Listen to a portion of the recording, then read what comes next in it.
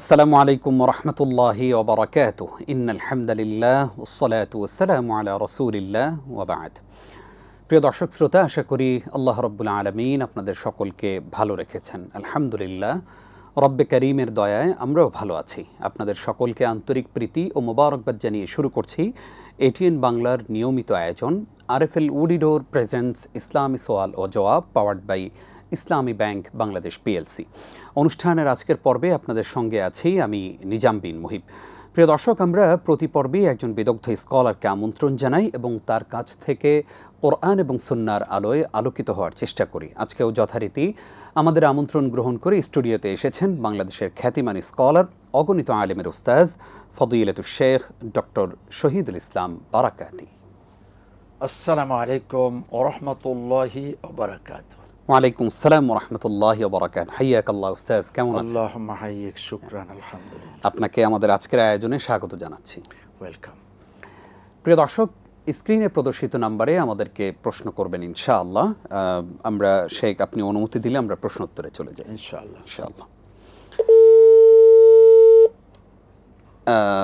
দর্শক, আপনারা আমাদেরকে প্রশ্ন করতে থাকুন। শেখ, শুরুতেই আপনার কাছ থেকে জানতে চাইব, সাম্প্রতিক সময়ে আমরা যে সবাই জানি যে ভেনেজুয়েলাতে মারাত্মক ভূমিকম্প হয়েছে এবং অনেক মানুষ মৃত্যুবরণ করেছে। বাংলাদেশেও কয়েকদিন পরপর শুধু ভূমিকম্প হচ্ছে। এই যে ভূমিকম্প ছোট মাত্রায়, অল্প মাত্রায় হচ্ছে, এর দ্বারা কি আমরা এটা ইঙ্গিত পেতে পারি যে আল্লাহ তাআলা না জানি কখন আমাদেরকে বড় ধরনের কোনো বিপদ দিয়ে দেন? এই জন্য আমাদের কি সতর্কতা অবলম্বন করা উচিত? ধন্যবাদ আপনাকে। ইন্নাল হামদুলিল্লাহি কুল্লাহ ওয়াসসালাতু ওয়াসসালামু আলা রাসূলিল্লাহ আল্লাযী লা নাবিয়্যা বা'দা ওয়া আলা আলিহি ওয়া সাহবিহি আম্মা বা'দ। ভূমিকম্প, জলোচ্ছ্বাস, বজ্রের আঘাত, তুফান, এ জাতীয় বিপদ আপদ আসবে, এটাই স্বাভাবিক। কেন? আল্লাহ সুবহানাহু ওয়া তাআলা কথা বলে রেখে দিয়েছেন, আউযু বিল্লাহি মিনাশ শাইতানির রাজিম, যহারাল ফাসাদু ফিল বাররি ওয়াল বাহরি বিমা কাসাবাত আইদিন নাস। জলস্থলে যত ধরনের বিপর্যয় দেখা যাবে, এগুলো সবটাই মানুষের হাতের কামাই। এর অর্থ হলো যে আসলে কখনো বাংলাদেশে, কখনো ইউরোপ কান্ট্রিতে, কখনো পাশ্চাত্যে, যেখানেই হোক না কেন, এটা হঠাৎ করে হয়ে গেল এমনটি মনে না করে, এটা আল্লাহ প্রদত্ত। কখন হবে? মানুষের পাপ যখন চরমে পৌঁছে যায়, তখন আল্লাহ পাক এই জাতীয় বিপদ পাঠান। এখন কেউ কেউ বলে যে তাহলে পরে যারা সবসময় পাপের মধ্যে ডুবে আছে, তাহলে সেখানে সবসময় তো হওয়ার কথা না। একটি দুইটি জায়গায় এমনটি করে আল্লাহ পাক অন্যদেরকে হুঁশিয়ার করেন, ফাতাবিরু ইয়া উলিল আবসার, হে চক্ষুষ্মানেরা, হুঁশিয়ার হয়ে যাও, এর থেকে শিক্ষা নাও। এবার হলো যে আপনার প্রশ্ন, বাংলাদেশে মাঝে মাঝে ছোটো মাত্রায় দেখা যাচ্ছে, আমাদেরকে কি হুঁশিয়ার? হ্যাঁ, আল্লাহ তো হুঁশিয়ার করে দেন। কখনো জ্বর, সর্দি, কাশি, মাথা ব্যথা, ছোট ছোট অসুখ দিয়ে হুঁশিয়ার করেন। একজন কিন্তু আছেন, চাবি ঘুরাচ্ছেন, তার কথা ভুলে যেও না, তিনি এর চেয়ে বড় কিছু করতে পারেন। ঠিক আমাদেরও হালকা মাত্রায় দিয়ে দিয়ে সাবধান করে দিচ্ছেন যে বড় মাত্রায় দিতে পারেন। হুঁশিয়ার একজন কিন্তু আছেন, সাবধান, তওবা পড়ো, ইস্তেগফার করো। আর এর থেকে মুক্তির জন্য 1 নম্বরে আল্লাহর কাছেই ক্ষমা চাইতে হবে, আর 2 নম্বরে prevention is the better than cure. কিছুটা সতর্ক যা থাকা দরকার, যা থাকা উচিত, যা করণীয়, সেটা রাষ্ট্রীয়ভাবে, আবার সমাজ, সোসাইটি কর্তৃক, মেডিকেল সায়েন্স কিছু বিষয় বলে দেয়, সতর্কবার্তাকারীরা কিছু বলে দেয়, এগুলি যতটুকু অবলম্বন করা যায় করবে। অনেক অনেক শুকরিয়া শেখ। আমাদের সঙ্গে এই মুহূর্তে একজন দর্শক আছেন। আসসালামু আলাইকুম। জি, প্রশ্ন করুন। আমি বলছি, জি, জমি আমার নিজের কিনা, আমার চাকরির পয়সাতে কিনা। জি, আমি জমি রাখি আমার মেয়ে নামে দিতে পারি? আমার নিজের টাকা দেখি না, আমার আব্বা আর জমি আমি দিচ্ছি না, আমার নিজের টাকা দেখি না। জি। 2 নম্বর হলো শেয়ার বাজারে, আমি কি শেয়ার বাজার করতে পারি? সেটা তো বৈধ কি অবৈধ? আর জি, আর 3 নম্বর হলো ইসলাম ব্যাংকে যে টাকাটা পাই, ইসলাম ব্যাংকে যে টাকা দিয়ে আমি কি সংসার চালাতে পারি, বুঝছো নাকি? আচ্ছা, মানে মুনাফা যেটা পান আর কি আপনি। হ্যাঁ, যে লাভটা হয়। জি জি জি এই 3। জি, ধন্যবাদ আপনাকে। সঙ্গে হ্যাঁ, মুনাফা দিতে পারে। জি জি। শেখ আমাদের ভাই প্রশ্ন করেছেন যে ওনার নিজের টাকায় জমি কিনা, এই জমিটা উনি ওনার মেয়েকে দিতে পারবেন কিনা। আপনি মৃত্যুর পূর্বে দিতে পারবেন না। এবার নিজের টাকা হোক আর পৈতৃক সম্পত্তি হোক অথবা মিরাসি সূত্রে অন্য কোনো জায়গার থেকে পেয়ে থাকেন, কোনোভাবেই না। আপনার মৃত্যু হবে, আপনার সম্পদ নিজের টাকা হোক যেভাবেই হোক, এই সম্পদ মিরাসি সূত্রে মেয়ে মালিক হবে। আল্লাহ পাক মেয়েকে তখন যদি একজন হয় তাহলে অর্ধেক সম্পদ দেবেন, আর যদি মেয়ে হয় 2 বা ততোধিক তাহলে তারা 3-এর 2 ভাগ নেবেন, আর বাকিটা অন্য অন্য ওয়ারিসদের মাঝে কুরআন অনুযায়ী বন্টন হবে। আপনি অ্যাডভান্স দিয়ে দিবেন। এটায় 2টি আইন লঙ্ঘন। একটি হলো যে মৃত্যুর আগে দেয়া জায়েজ নেই, এটা আপনি লঙ্ঘন করছেন। আর 2 নাম্বার হলো অন্যদের হক নষ্টকারী হবেন, এটা আপনার করা মোটেও ঠিক হবে না। জি, তিনি আরেকটা প্রশ্ন করেছেন যে শেয়ার বাজার সেখানে লেনদেন করা বৈধ নাকি অবৈধ। কয়েকটি শর্ত মনে রাখবেন। 1 নাম্বার হলো যদি মূলধন প্রিন্সিপাল অ্যামাউন্ট এটা বৈধ হয়। 2 নাম্বার যে কোম্পানির শেয়ার আপনি কিনবেন ওই কোম্পানিটি হালাল তরিকায় ব্যবসা করে, অথবা আপনি বিক্রি করবেন যাদের কাছে তারাও হালাল পন্থায় লেনদেন করে। 3 নাম্বার হলো সেটা যদি এমন হয় যে রাষ্ট্রীয় আইন কর্তৃক স্বীকৃত, তাহলে আপনি দেখবেন যে ওই রাষ্ট্র কোরআন আর সুন্নাহ অনুযায়ী চলে কিনা। যদি তা না হয় তাহলে কিনা ঠিক হবে না। আর যদি বৈধতা সেখানে খুঁজে পাওয়া যায় তাহলে জায়েজ আছে। জি, ব্যাংকে, ইসলামী ব্যাংকের যে মুনাফা আসে সেটা দিয়ে সংসার চালানো যাবে কিনা। নিঃসন্দেহে চক্ষু বন্ধ করে, এখানে হারাম হওয়ার কোনো সুযোগ নেই। হ্যাঁ, রাষ্ট্রীয়ভাবে তাদের সামান্য কিছু রিজার্ভ আছে, লেনদেন আছে, ইন্টারন্যাশনাল করসপন্ডেন্সের সামান্য কিছু তাদের অবৈধ আছে। সেই জায়গায় আপনার অর্থ যাওয়ারও সুযোগ নেই, আসারও সুযোগ নেই। স্বাভাবিক নিয়মে ইসলামী ব্যাংকের লেনদেন, প্রফিট, টাকা রেখেছেন, সেই টাকায় যে ব্যবসা হচ্ছে এগুলো সব জায়েজ। সংসার চালাতে পারবেন, খরচ করতে পারবেন, হজ করতে পারবেন, মসজিদ বানাতে পারবেন, কোনো সমস্যা নেই। আশা করি আমাদের ভাই তার সবগুলো প্রশ্নের জবাব পেয়েছেন। আরও একজন দর্শক আছেন। আসসালামু আলাইকুম। ওয়ালাইকুম আসসালাম। জি ভাইয়া, প্রশ্ন করুন। এর কি সরাসরি লাইভ না? জি জি, লাইভ না। হ্যালো, জি, আপনি প্রশ্ন করুন। যে কবরস্থানে ফল খাওয়া কি ভালো কি না ভালো না এটা জানার জন্য। আচ্ছা আচ্ছা, জি, ধন্যবাদ আপনাকে। সঙ্গেই থাকুন। কবরস্থানে লাগানো গাছের ফল খাওয়া যাবে কিনা। হ্যাঁ, ফল খেতে তো কোনো দোষ নেই। এই ফল যেহেতু গোরস্থানের কথা বললেন, এই গোরস্থানটি কাদের, মালিকানা কার? যদি এমন হয় পারিবারিক কবরস্থান, তাহলে ওইখানে সুনির্দিষ্ট ব্যক্তি আছে, তারা এই জমিটা দান করেছেন, এটার মালিকানা তাদের অনুমতি ছাড়া যে কেউ খেতে পারবে না, আর তারা যারা মালিক তারা খেতে পারবেন। 2 নাম্বার হলো এটা যদি সরকারি হয় তাহলে অথরিটি আছে, স্থানীয় সরকারের যারা ওই জায়গায় দায়িত্বশীল তাদের পারমিশনে খেতে পারবেন। আর যদি তারা পারমিশন না দেন তাহলে আপনি খেতে পারবেন না।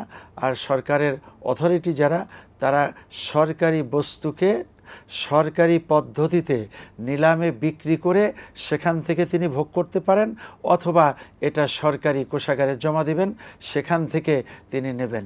এই যে পদ্ধতি, অর্থাৎ কেউ না কেউ ওনার আছে, তাকে খুঁজে বের করতে হবে এবং তার পারমিশনে খাওয়া যাবে। এলোমেলো লাগানোও ঠিক না, খাওয়াও ঠিক না। হ্যাঁ, কবরস্থানে যদি এমনিতেই ফল গাছ হয়ে যায়, তবুও কোথায় এর রুট, মালিকানা কারা, ওইটা খুঁজে বের করে পারমিশন নিতে হবে ইনশাআল্লাহ। সে কবরস্থানের প্রসঙ্গ যেহেতু এসেছে, আমাদের কাছে অনেকে প্রশ্ন করেন যে নারীরা কবরস্থানে গিয়ে কবর জিয়ারত করতে পারবে কিনা। পর্দা লঙ্ঘন হয়ে যাবে এমনটি হলে পারবে না। তার মানে একজন নারী তার শালীনতা, পর্দা, হিজাব এগুলো সব রক্ষা করবেন। এরপরে পরিষ্কার পরিচ্ছন্ন পবিত্রতা এগুলো রক্ষা করবেন। সবটা রক্ষা করে গোরস্থানে যেতে কোনো বাধা নেই। আর যদি ব্যাপার এমন হয় যে আসলে ওখানে যে নিজে বেপর্দা, তাহলে ওনার কারণে গোরস্থানে যারা ঘুমিয়ে আছেন তাদেরও কষ্ট হয়ে যেতে পারে। উনি তো পাপ করছেনই, অতএব এমনটি যাতে না হয়ে যায় সেদিকে লক্ষ্য রেখে চলতে হবে। সবচাইতে ভালো হলো কবরস্থানের বাহিরে থেকে দোয়া করেন। জি, আশা করি আমাদের বোনেরা বিষয়টি খেয়াল রাখবেন। আমাদের কাছে অফলাইনে একজন জানতে চেয়েছেন যে মাজারে গিয়ে মানত করা এবং সেখানে টাকা পয়সা দেওয়া এটা জায়েজ আছে কিনা, শরিয়া সিদ্ধ কিনা? হ্যাঁ, একে তো মানতটা খারাপ জায়গার ব্যাপারে, এরপরে আবার বলছেন সেখানে যে মান্নত করবেন, এই দুইটাই ঠিক না। তার মানে মাজার মানে জিয়ারাতের স্থান। এখন কেন জিয়ারাত? একটি মানুষ কোথাও আছেন, সে মানুষটি কবরের ভিতরে, তার জন্য আমরা দোয়া করব। তো দোয়ার জন্য জিয়ারাত, সেই দোয়া দূরে থেকেও করা যায়, হ্যাঁ গোরস্থানের পাশে যেও করতে পারবেন। কিন্তু আপনি দেখবেন যে মাজার নামক যে সমস্ত জিয়ারাতের জায়গা, এগুলিতে ফল দেয়, টাকা দেয়, তারপরে হলো ফুল দেয় এবং কেউ কেউ সেজদাও দেয়, আরও কিছু করে, সেখানে ঢোল ঢক্কর পিটায়, নাউজুবিল্লাহ। এ সমস্ত হারাম, শিরক। এমনটি যারা করছে তারা ভয়ানক খারাপ কাজ করছে। এই খারাপ কাজের জায়গায় যাওয়াটাই নিষেধ। আপনিও তাহলে শিরকের সাথে যুক্ত হতে পারেন। এরপরে আবার সেখানে মানত, কিসের জন্য মানত করবেন? বাবা আমাকে বাঁচাও, বাবা আমাকে চাকরি দাও, বাবা আমাকে ছেলে দাও, মেয়ে দাও, আমার স্বামী ভালোবাসে না সেটা দাও। এই যে কথাবার্তাগুলো বাবার কাছে বলছেন, এটাও হারাম, শিরক। দিতে পারেন কে? আল্লাহ। আপনি আল্লাহর কাছে চান না, চাইতেছেন বাবার কাছে। আর বাবা হলো মৃত, সে নিজের কি অবস্থা সেটাই আপনি জানেন না। হতে পারে সে মহাবিপদে আছে, ফেরেশতা ডান্ডা দিয়ে পিটাচ্ছে শুধু, এ অবস্থাতে আপনি তার কাছে চান, সে বিরক্ত হচ্ছে, আরে আমি আছি বিপদে আর তোমরা আমার কাছে চাও। অতএব এগুলো কর্মকাণ্ডই ঘৃণিত, শিরক, বিদআত, এর ধারে কাছেও যাওয়া যাবে না। খুবই গুরুত্বপূর্ণ একটি প্রশ্নের উত্তর আমরা জানলাম। জাযাকাল্লাহ খাইর শেখ। এই মুহূর্তে আরও একজন দর্শক আছেন। আসসালামু আলাইকুম। দর্শক, আপনার টেলিভিশনের ভলিউম কমিয়ে আমাদেরকে প্রশ্ন করুন।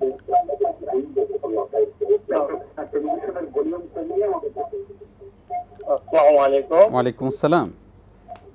হ্যালো। জি, আমরা শুনছি আপনাকে, আপনি প্রশ্ন করুন। আমি প্রশ্নটা আগে করছিলাম, কিন্তু আমার দুর্ভাগ্য ছিলেন, কারণ গেছে হলো আমি উত্তরটা সঠিক শুনতে পারি না। জি জি আমি আজকে আবার করছি। জি, বলুন। হ্যালো, আমরা শুনছি আপনাকে, আপনি প্রশ্ন করতে থাকুন। কেউ যদি সন্তান জন্মের পরের দিনই তারা আবার নিজস্ব ইসে তারা জীবনযাপন করে, তাহলে সেটা কি বৈধ হবে? ইসলাম কি বলে? জন্মদানের পর পর সন্তান জন্মের দিন পরের দিন থেকে তারা আবার স্বাভাবিক জীবন যাপন শুরু করলো। বুঝতে পেরেছি। জি এটা কি জি জি ইসলাম সমর্থন করে? দর্শক, আপনি এই প্রশ্নটি 4 দিন করেছেন। আমরা দেখতে পাচ্ছি আপনি প্রশ্ন এর আগেও 4 বার করেছেন এবং আপনার এই প্রশ্নের উত্তর দেয়া হয়েছে। শুনতে পাই না, কারণ গিয়েছিল গা। উনি জি জি আচ্ছা, আজকে জি জি আজকে আমরা ক্লিয়ারলি আপনাকে উত্তর দিচ্ছি, আপনি শুনুন। জি শেখ। জি, কারো যদি সন্তান পৃথিবীতে আসে, তাহলে ওই মা 40 দিন পর্যন্ত নিফাস অবস্থাতে থাকবে, তার মানে অপবিত্রা। এই সময় তার সাথে স্বামী স্ত্রী সুলভ যে মিলন সেটা হবে না। আপনাকে আর কি পরিষ্কার করে বলবো, আপনি পরিষ্কার না, কিন্তু আমরা আজকে পরিষ্কার করে দিলাম, এটা হবে না। হ্যাঁ, কেউ কেউ বর্তমানে বলে যে সিজারিয়ান হয় ইত্যাদি ইত্যাদি, না, তারপরেও এই সময়টা পিরিয়ডকালীন, এই পিরিয়ডকালীন সময়ে তারা স্বামী স্ত্রী সুলভ মূল কাজ যেটা সেটা করবে না, বিরত থাকবে। আশা রাখি এই প্রশ্নে আপনি আর অবতীর্ণ হবেন না। জি, ধন্যবাদ আপনাকে শেখ। এই মুহূর্তে আরও একজন দর্শক আছেন, প্রশ্ন করুন। জি হুজুর, আসসালামু আলাইকুম হুজুর। সালাম। মাসুম কুমিল্লা থেকে। মাসুম কুমিল্লা ধর্মপুর থেকে। জি জি। দুটি প্রশ্ন হুজুর, মুমিন এবং মুসলিমের মধ্যে পার্থক্য কি? আর দ্বিতীয় প্রশ্নটি পবিত্র কোরআন থেকে সূরা ঝুমার আয়াত 7 অধ্যায় 39, সূরা ঝুমার আয়াত 7, একে অপরের পাপের ভার বহন করবে না, একে অপরের পাপের ভার বহন করবে না। একে অপরের বলতে এই আয়াতটিতে পবিত্র কোরআন কি বলতেছে? সূরা ঝুমার আয়াত 7। জি। আসসালামু আলাইকুম। ওয়ালাইকুম আসসালাম। প্রিয় দর্শক, আপনারা দেখছেন আরএফএল উডি রোড প্রেজেন্টস ইসলামী সওয়াল ও জবাব, powered by Islami bank Bangladesh PLC. অনেকগুলো প্রশ্নের জবাব আমরা দিয়েছি, আরও কিছু প্রশ্ন আছে, সেই প্রশ্নগুলো নিয়ে ফিরছি ছোট্ট একটি বিরতির পর। আমাদের সঙ্গেই থাকুন।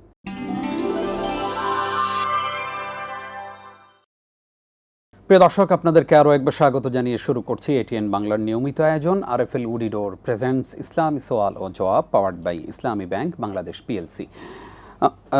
এই মুহূর্তে আমাদের সঙ্গে একজন দর্শক আছেন, আমরা তাকে যুক্ত করছি। আসসালামু আলাইকুম। ওয়ালাইকুম আসসালাম ওয়া রাহমাতুল্লাহি ওয়া বারাকাতুহু। হুজুর, আমি সুনামগঞ্জ ধর্মপাড়া থেকে ইউনুস বলছিলাম। জি জি ইউনুস ভাই। যে আমার তিনটা প্রশ্ন। জি।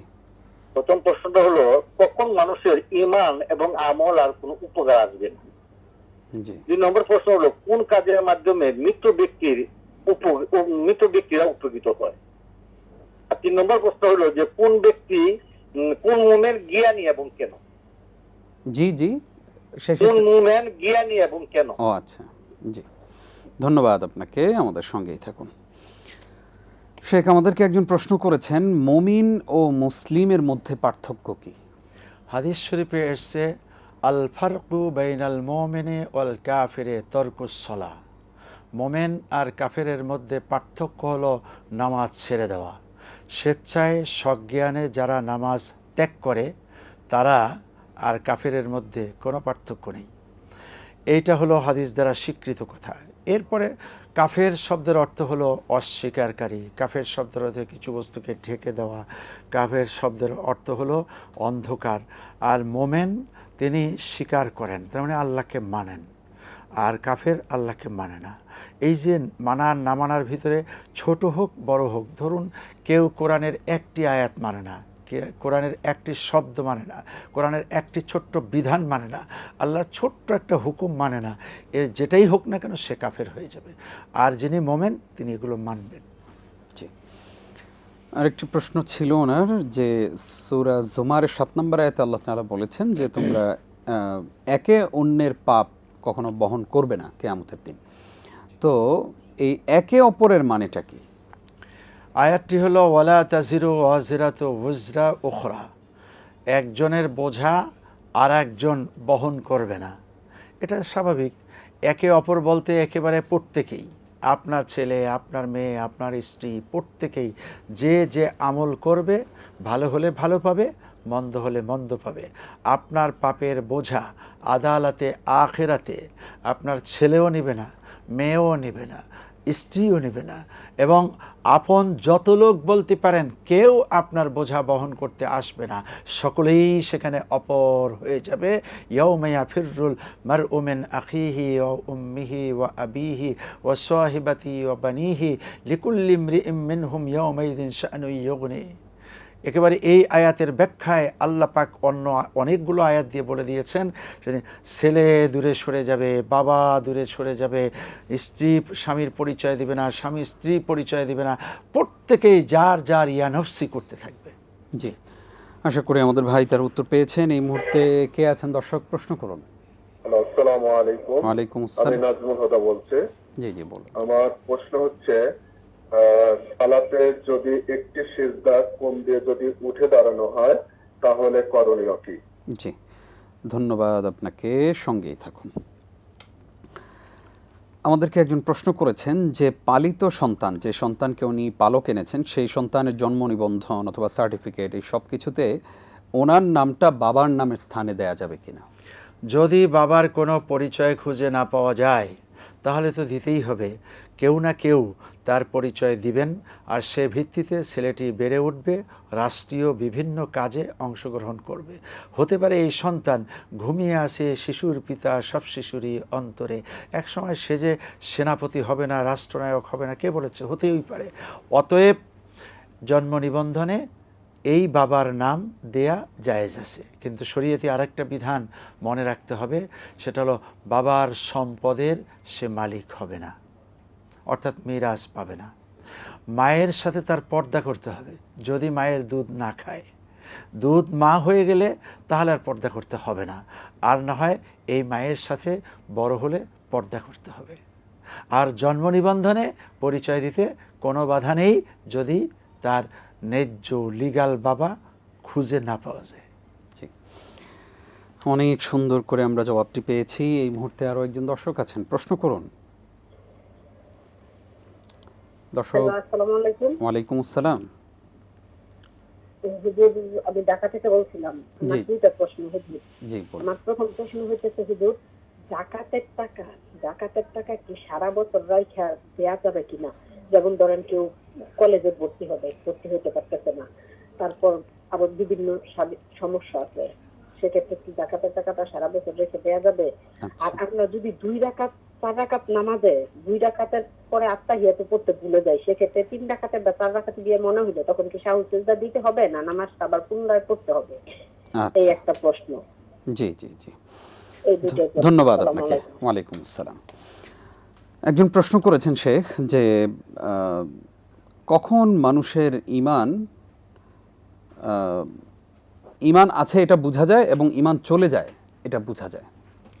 যখন আপনি আল্লাহর বিরুদ্ধে অবস্থান নেবেন তখন আর আপনি ঈমানদার নেই। একইভাবে হাদিস শরীফে এসছে, আজ্জানি লা ইয়াজনি অহুয়া মুমিন, যে জেনাকারী জেনা করতেছে সে জেনা করতেই পারে না মোমেন অবস্থাতে।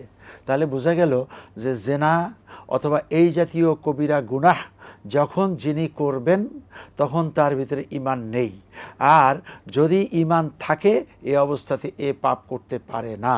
হ্যাঁ, কেউ কেউ আবার এই পাপ করার পরেই তার ভিতরে যদি অনুশোচনা আসে আর সাথে সাথেই সে তওবা পড়ে, তাহলে পরে তার ভিতরে আবার নতুন করে ঈমানটা আসবে। যেরকম একজন আল্লাহর নবীর সাহাবী, তিনি জেনা করে রাসূলের কাছে এসে বললেন যে, ইয়া রাসূলাল্লাহ, আমাকে বিচার করুন। এইভাবে রাসূল 3 বার মুখ ঘুরালেন, চতুর্থবারে তাকে বিচারটা করলেন। অর্থাৎ বিচার যখন করছেন তার আগে তার তওবাটা এমনভাবে হয়ে গেল যেই তওবার কারণে আল্লাহ খুশি হয়েছেন, এবং রাসূল বলেছিলেন তার এই পাপের জন্য সে যে তওবা করেছে, এই তওবা যদি সারা পৃথিবীর সকল জেনাকারীর জন্য ভাগ করে দেওয়া হয় তাহলে মুক্তির জন্য যথেষ্ট হবে। তবে তাই বলে অন্য জেনাকারীরা ওনার আশায় জেনা করবে এমনটি ঠিক হবে না। নাউজুবিল্লাহ, সাবধান, হুঁশিয়ার। এটা তার তওবার স্ট্যান্ডার্ড রাসূল বুঝিয়েছেন। জি, আশা করি আমাদের ভাই প্রশ্নের জবাব পেয়েছেন। আরও একজন দর্শক আছেন। আসসালামু আলাইকুম। ওয়ালাইকুম আসসালাম। জি জি বলুন, প্রশ্ন করুন। হ্যালো, জি জি, আমরা আপনাকে শুনছি, আপনি প্রশ্ন করুন। আমি জানতে চাচ্ছিলাম যে মানুষ নিশ্চিত হওয়ার পরে যে যে সাজনা করা হয়, ফলগুলো প্রক্রিয়া করা হয়, এগুলোর ব্যাপারে কি সুযোগ সম্মত যায় কিনা? জি জি, ধন্যবাদ। না করলে বা কি হবে? জি। আর আবার ওই ইয়ার পরে 21 দিন বা 29 দিন জি, আমরা বুঝতে পেরেছি। রুটি বানানো হয়, জি জি, এগুলো মসজিদে বিলি করা হয়। আমরা আপনার প্রশ্নটি বুঝতে পেরেছি, ধন্যবাদ আপনাকে। প্রিয় দর্শক, আপনারা দেখছেন আরএফএল উডিডোর প্রেজেন্স ইসলামী সওয়াল ও জবাব, powered by Islami bank Bangladesh PLC. সময় হলো আরও একটি বিরতির, সঙ্গেই থাকুন।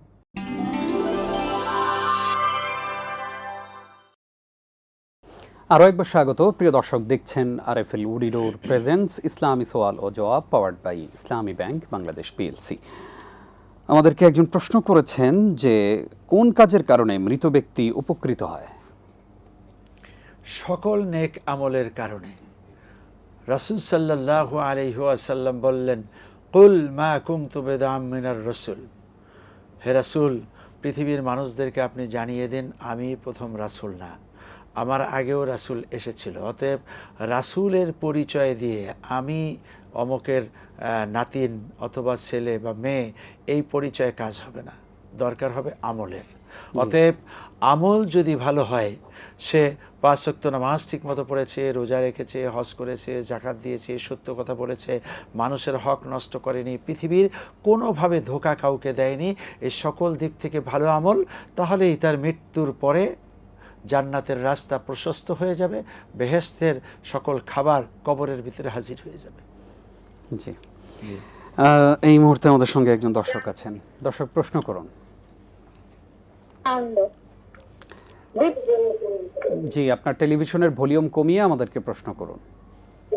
জি, আমাদের প্রশ্ন হচ্ছে, আমার নানা ভাই হজে যাওয়ার জন্য টাকা দাখিল করেছিলেন, জি, কিন্তু অনেক আগে, প্রায় 70 বছর আগে, জি, 50 বছর আগে, কিন্তু তিনি হজটা কমপ্লিট মানে হজে যাওয়ার আগে মৃত্যুবরণ করেছেন। জি। এখন কি তার হজ কি পুনরায় করাতে হবে, নাকি অনেকে বলে যেহেতু সে নিয়ত করেছিলেন, টাকা দাখিল করেছিলেন, হজ হয়ে গেছে, এখন আমরা কোনটা করব? আচ্ছা আচ্ছা, জি, ধন্যবাদ আপনাকে। আমাদের সঙ্গেই থাকুন, ইনশাআল্লাহ আমরা কিছুক্ষণের মধ্যেই জবাব দিচ্ছি। শেখ আমাদেরকে একজন প্রশ্ন করেছেন, কোন মানুষ জ্ঞানী এবং কাকে আসলে জ্ঞানী বলা হয়? কোন মোমেন, উনি প্রশ্ন করেছেন কোন মোমেন জ্ঞানী। হ্যাঁ, হাদিস শরীফে এসছে, আল মুমিনু লা ইয়াখদিউ ওয়ালা ইউখদা, যেই মোমেন কাউকে ধোকা দেয় না, ধোকা খায়ও না। আর একজনকে ধোকা দেয়া আবার নিজে ধোকা খাওয়া, এই দুইটা থেকেই যিনি নিজেকে সেফ রাখতে পারেন, তিনি হলেন জ্ঞানী মোমেন। আসলে কথাটা ছোট হলেও আপনি যেটা ভেঙ্গে ভেঙ্গে আলাপ করতে থাকেন, দেখবেন যে অনেক বড় একটা দামি কথা রাসূল বলে দিয়েছেন। তার মানে মোমেন যিনি, তিনি নিজেকে সবসময় পরহেজ রাখবেন, কাউকে ধোকা দিবেন না, নিজে ধোকা খাবেন। অর্থাৎ কেউ যদি সেই মানুষটিকে ক্রয় বিক্রয়ের মধ্যে ধোকা দিতে চায়, উনি আল্লাহর উপরে ঈমান রেখে সতর্ক থাকবেন। টাকা পয়সা লেনদেনে ধোকা দিতে চায়, ঈমান রেখে সতর্ক থাকবেন। আপনি ঈমান রাখবেন আর অসতর্ক থাকবেন না, এমনটি ইসলাম পছন্দ করে না। অতএব মোমেন হব, মুসলিম হব, সতর্কও থাকব। ইনশাআল্লাহ। কে আছেন এই মুহূর্তে? দর্শক, প্রশ্ন করুন। জি, প্রশ্ন করুন, আমরা শুনছি আপনাকে। আসসালামু আলাইকুম। ওয়ালাইকুম আসসালাম। আমার প্রথম প্রশ্ন হলো, ফ্যামিলির সবাই হজ বা উমরার জন্য নিয়ত করলাম। জি, হ্যালো, জি, আমরা শুনছি, বলুন। হজ বা উমরার জন্য নিয়ত করলাম, কিন্তু মাহরম আছে, একাধিক মাহরম আছে, পরিবারের সবাই তো, কিন্তু স্ত্রীর স্বামী মারা গেছে, এই সময় কি ঈদ পালন করতে হইব না হজে বা উমরা যাইতে হইব? আচ্ছা আচ্ছা, আর দ্বিতীয় প্রশ্ন হলো, আমরা যে এই যে প্রস্রাবের পরে দেখা যায় আমাদের মসজিদে একটা মেন রোডের সাথে প্রস্রাব করে, তারপর অনেকক্ষণ হাঁটাহাঁটি করিয়া ঘুরিয়ে এই দিকটা রিক্সা দিয়ে মহিলা পুরুষ সমানে যাইতেছে, কতটুকু হাঁটতে হইব বা এই প্রস্রাবের ঢিলাগুলো ব্যবহার করে না, যদি সরাসরি পানি ব্যবহার করি জি জি জি, তাহলে চলবো কিনা? আর তৃতীয় প্রশ্ন হলো, এখন আমাদের বাংলাদেশে দেখা যাচ্ছে এই যে হুজুর কিছুক্ষণ আগে বলছি মাজারের ব্যাপারে, বিভিন্ন নাম করা মসজিদও কোটি কোটি টাকা ওঠে। এটা তো একটা মাজারের মতো। আমি অনেকের সাথে আলাপ করছি যারা বিভিন্ন উসিলা নিয়ে যায় যে ছেলে দিয়ে যাইতে পারে না বা মেয়ে হয় না, বিয়ে দিতে পারে না, এরকম। এটাই কি জায়েজ নাকি? জি জি, ধন্যবাদ আপনাকে। একজন প্রশ্ন করেছেন শেখ, যে একটি সেজদা কম দিয়ে যদি উঠে যান দ্বিতীয় রাকাতে, তাহলে তৃতীয় রাকাতে গিয়ে যদি ওনার মনে হয়, তো চতুর্থ রাকাতে সালাম ফেরানোর আগে উনি কি সাহু সেজদা করবেন? সেজদা হলো ফরজ, এটা বাদ দিলে নামাজ হবে না। আপনি একটি সেজদা দিয়েছেন আর একটি দেননি, দাঁড়িয়ে গিয়েছেন। এই দাঁড়ানো অবস্থাতে যেখানেই আপনার মনে পড়বে, আপনি সাথে সাথে বসে যাবেন এবং আর একটা সেজদা আদায় করবেন। এরপরে শেষে সেজদা সাহু দিয়ে নামাজ শেষ করবেন। দেখা গেল যে না, আপনি আর একটা রাকাতের ভিতরে ঢুকে পড়েছেন বা নামাজটাকে শেষ করেছেন, তাহলে আপনার এই নামাজটা হয়নি, নতুন করে আদায় করতে হবে। জি, যাকাতের টাকা সারা বছর রেখে রেখে দেয়া যাবে কিনা? আপনার আদায়কারী আদায় করে দিয়েছে, কোনো সংস্থার কাছে গিয়েছে অথবা কোনো ব্যক্তির কাছে বা প্রতিষ্ঠানের কাছে গিয়েছে, তারা বৃহত্তম কোনো স্বার্থে এটাকে রেখে রেখে আদায় করলেন, কোনো অসুবিধা নেই। আপনি যিনি আদায়কারী, তার পক্ষ থেকে তো প্রথমেই আদায় হয়ে গেল। এবার যারা এই টাকাটিকে কাজে লাগাচ্ছে, আপনি বললেন একটা কলেজের ছাত্রকে দিচ্ছেন, একটা মাদ্রাসার ছাত্রকে দিচ্ছেন, অথবা কোনো একটা হসপিটালে খরচ হচ্ছে, অথবা রুগীদের সেবায় খরচ হচ্ছে, দুস্থ মানবতার কল্যাণে খরচ হচ্ছে, সেটা তো রেখে রেখেই করতে হয়। সেখানে দেখা গেল 100 কোটি টাকা জাকাতের জমা হয়ে গেছে। এখন এটাকে আস্তে আস্তে আস্তে আস্তে আপনি এই মাসে কিছু, পরের মাসে কিছু, এভাবে করে খরচ করায় কোনো সমস্যা নেই। জি, একজন প্রশ্ন করেছেন যে আত্তাহিয়াতু যদি ভুলে যান তাহলে উনি কি করবেন? ওই সময় যদি তাশাহুদ আপনি না পারেন, ভুলে গেছেন, কোনোভাবেই মনে আসলো না, তাহলে অন্য যে কোনো দোয়া পড়বেন।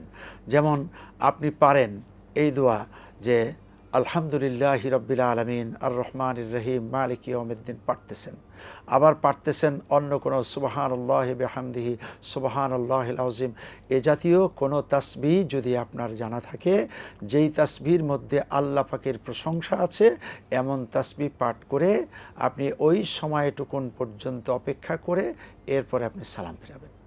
জি, এক্ষেত্রে ওনার দ্বিতীয় রাকাতে উনি পারেন কিন্তু এমনি পড়তে ভুলে গেছেন, এখন ওই চতুর্থ রাকাতে গিয়ে বা তৃতীয় রাকাতে, তাহলে আপনার হলো বৈঠক।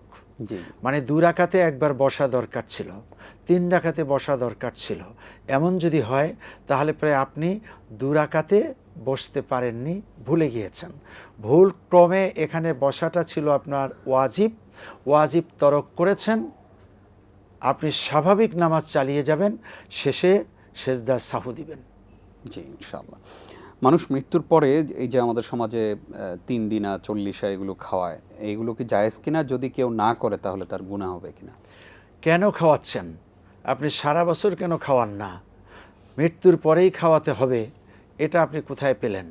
আসলে না, হাদিস শরীফে এসছে ইদা মাতাল ইনসানু ইনকাতা আনহু আমালুহু ইল্লা মিন সালাসা, মানুষ যখন মরে যায় তখন তার সকল আমল বন্ধ হয়ে যায়, 3টি বাকি থাকে।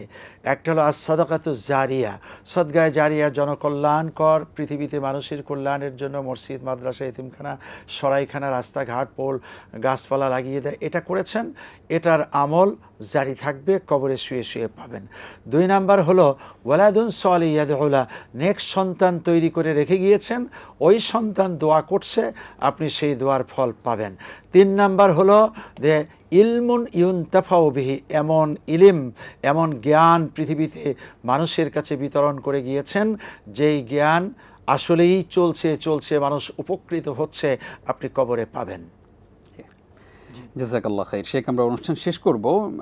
জানতে চাই আপনার কাছে যে নানা হজে যাওয়ার জন্য টাকা জমিয়েছিলেন, দিয়েছিলেন টাকা প্রায় 50 বছর আগে, তো উনি হজ না করেই মৃত্যুবরণ করেছেন। এখন কেউ বলেছেন যে ওনার পক্ষ থেকে হজ করতে হবে, কেউ বলছেন যে না, উনি যদি সামর্থ্য থাকে, জি, ওই নানার অর্থ করিয়ে আছে, তাহলে তার পক্ষ থেকে কেউ না কেউ বৈধ ব্যক্তি, যার জন্য বদলি হজ জায়েজ, তিনি হজ করতে যাবেন। আর যদি সামর্থ্য না থাকে তাহলে পরে আল্লাহ মাফ করবেন। আর হয়ে গেছে হজ, নিয়াত করেছেন, এমন হলে আমি নিয়াত করেছি হাফেজ, আমি কি হাফেজ হয়ে যাব? নিয়াত করেছি আমি মুফাসসির হব, আমি কি মুফাসসির হয়ে যাব? নিয়াত করেছি আমি 10 তলা বিল্ডিংয়ের মালিক হব, হয়ে যাবে? না, এই নিয়াতের সওয়াব পাওয়া যাবে। নিয়াতের কারণে এই লোকটার গুনাহ হবে না, অর্থাৎ তিনি যে হজ্জের জন্য প্রস্তুতি নিয়েছিলেন, এখন তিনি আল্লাহর কাছে চলে গিয়েছেন, এ কারণে তার শাস্তি হবে না। জাযাকাল্লাহ খাইর। শেখ, অনেকগুলো প্রশ্নের জবাব পেয়েছি, কষ্ট করে আজকে আমাদেরকে আলোকিত করবার জন্য আপনাকে ধন্যবাদ জানাচ্ছি। ওয়া ইয়াকুম শুকরান হাইয়াকুম। প্রিয় দর্শক, এতক্ষণ যারা আমাদের সঙ্গে ছিলেন আপনাদেরকেও ধন্যবাদ জানিয়ে শেষ করছি আজকের আয়োজন। আপনারা এতক্ষণ দেখছিলেন আরএফএল উডি রোড প্রেজেন্টস ইসলামী সওয়াল ও জবাব, powered by Islami bank Bangladesh PLC. আগামী পর্ব দেখবেন, সেই প্রত্যাশায় বিদায় নিচ্ছি নিজাম বিন মুহিব। আসসালামু আলাইকুম ওয়া রাহমাতুল্লাহি ওয়া বারাকাতুহু।